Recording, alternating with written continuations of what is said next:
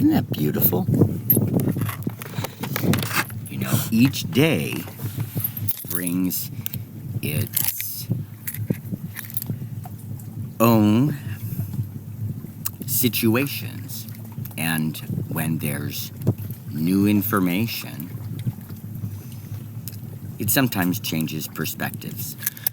Let me explain to you why I think local and state governments have not stood up for the public health of the people.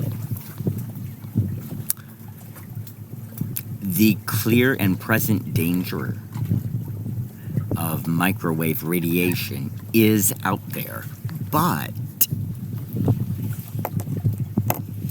there's conflicting data. And the told narrative is that there's inconclusive evidence.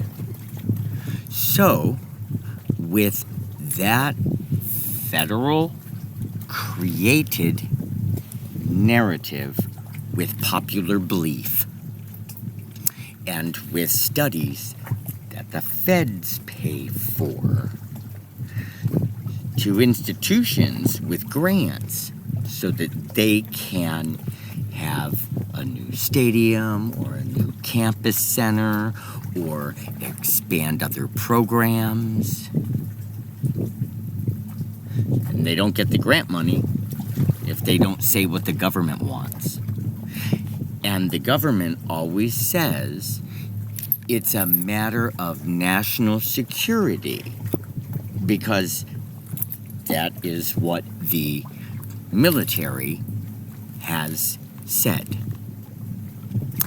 So, a high dose AI says is very dangerous. It causes thermal heating, it's known to cause cancer, and it breaks DNA. Those three things are facts. They're just not commonly believed. So, a dose you get every day.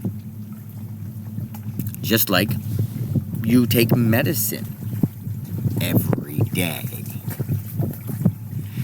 People who live in gridfills, where 50 miles, which is the range of Wi-Fi, is not here, the people are getting a low dose and their DNA is not breaking. This is extremely important for people to understand, because the longer it takes for people to make the connection, the more broken our DNA is, which gets passed down to our kids to start life. This is a serious problem. And it looks very intentional with all the federal blocking, because local governments are given money to put up smart lights for your safety and cameras for your safety. Radar and 5G are dangerous, and in a high dose, it makes us feel hot, which is what the feds tell the media is climate change.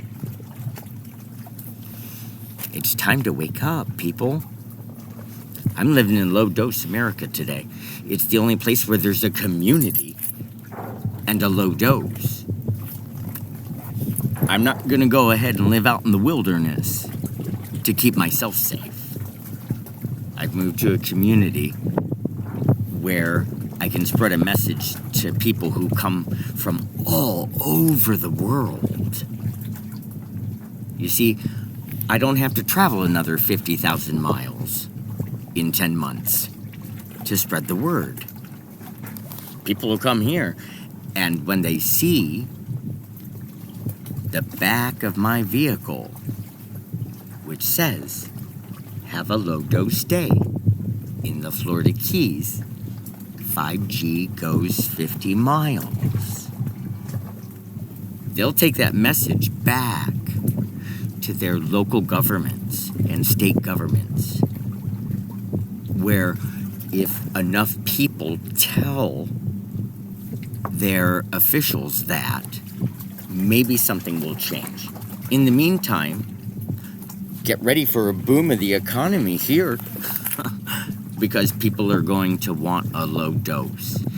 You see, there's inconclusive evidence, and smart people are going to prefer a low dose rather than remaining in a high dose.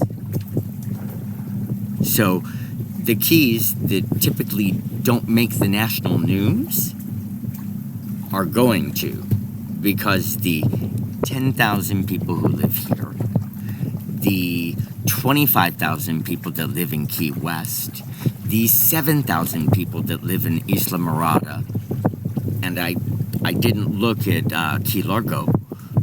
The people here will tell their loved ones the problem with living in a gridville, because the towers are everywhere.